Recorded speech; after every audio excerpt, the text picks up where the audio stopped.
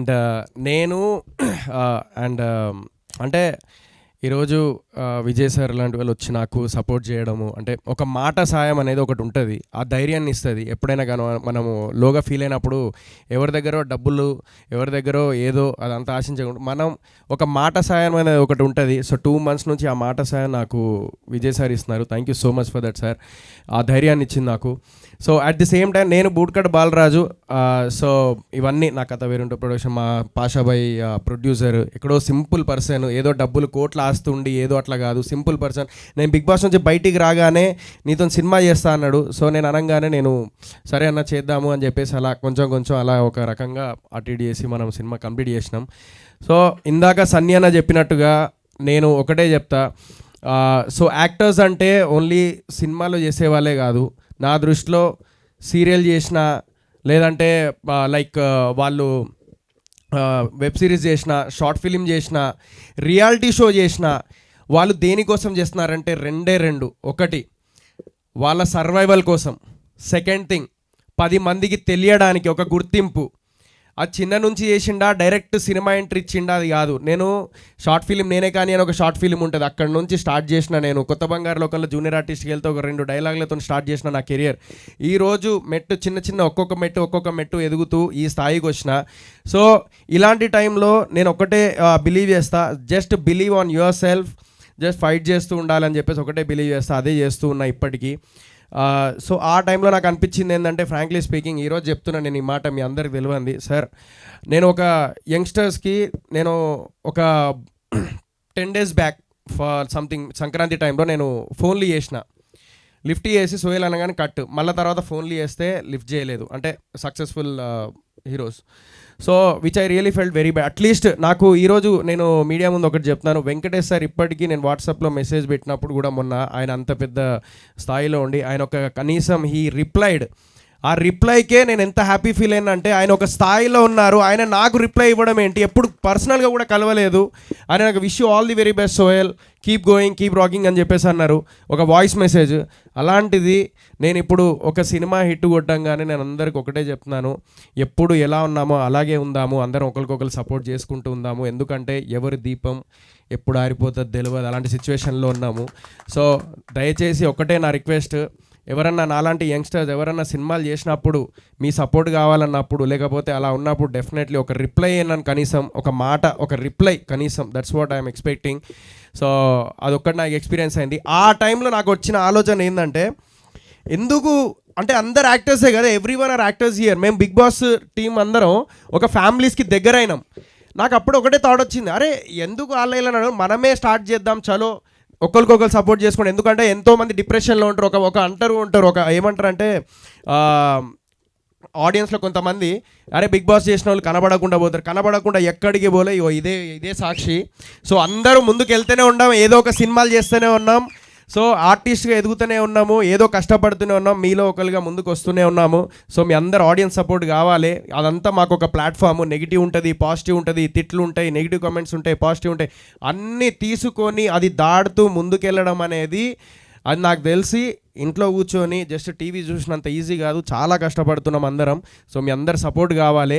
So చిన్న serial అయినా, web series అయినా, రియాలిటీ షో అయినా, ఎవరైనా కూడా వాళ్ళు అక్కడి నుంచి ఏదైనా సినిమా చేస్తే అందరు సపోర్ట్ చేయండి, అదొక్కటే కోరుకుంటున్నా.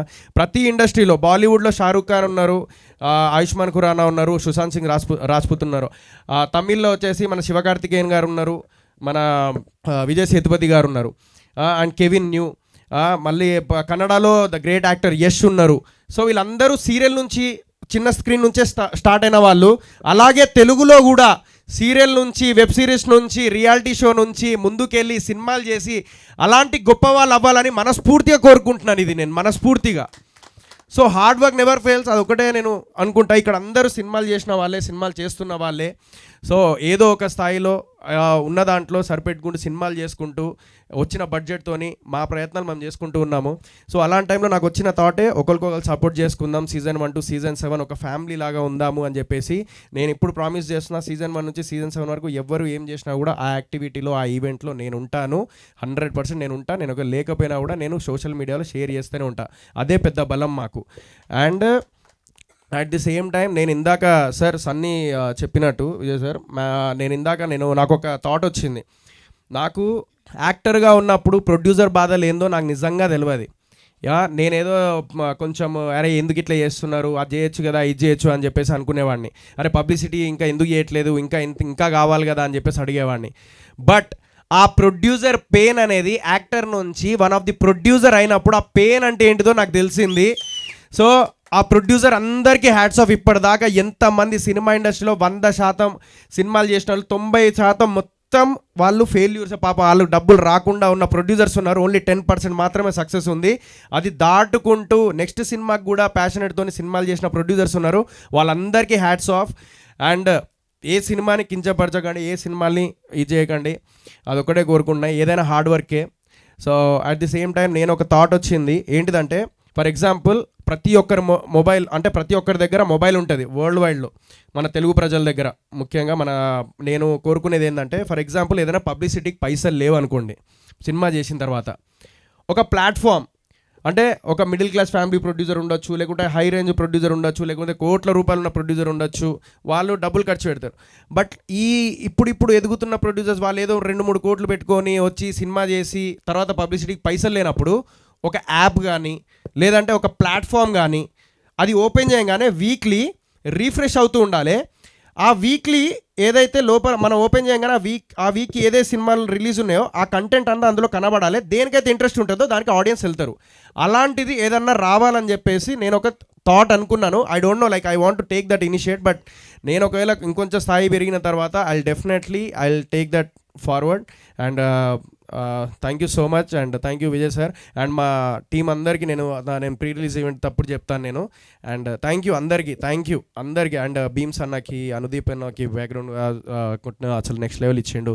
అండ్ మన భీమ్స్ అన్న కూడా మ్యూజిక్ పాటలు ఇందాక సార్ అన్నట్టుగా విజయ్ సార్ అన్నట్టుగా పాటలు మాత్రం భీమ్స్ అన్న అసలు ఈ మధ్యకాలంలో అన్ని హిట్సే. అలాగే మా బూట్కట్ బాలరాజ్ సాంగ్స్ కూడా హిట్ కొట్టిండు. And thank you Pareshan, Imran, thank you so much. చాలా సపోర్ట్ చేసిండు. వీళ్ళందరికీ బిగ్ బాస్ టీం అందరికీ థ్యాంక్ యూ సో మచ్. నా ఫ్యామిలీ అందరూ thank you so much. Pashabhai thank you, మా కోనేటి సార్ అందరికీ thank you so much. Thank you. ఇంతకన్నా నేను ఎక్కువ ఏం చెప్పలేను. I need your support. February 2 bootcut Balaraj వస్తుంది. మీ జీతాలతో మా జీవితాలు మార్చాలని మనస్ఫూర్తిగా కోరుకుంటున్నాం. మా season 1 నుంచి season 7 అందరు ఫ్యామిలీ. Thank you. సో ఈరోజు సుశాంత్ సింగ్ రాజ్పుత్ బర్త్డే. సో ఆయన ఎంతోమందికి ఇన్స్పిరేషన్. సో మాకు చాలా ఇష్టం, ఎందుకంటే ఆయన సీరియల్ నుంచి స్టార్ట్ చేసి ఆయన కెరియర్ ఇట్లా గ్రోత్ అయిపోయింది సినిమాల్లోకి వచ్చి. So he is one of the inspiration for youngsters ఇప్పుడు చిన్న స్థాయి నుంచి పెద్ద దాకా రావడానికి. So happy birthday Sushant sir. Thank you.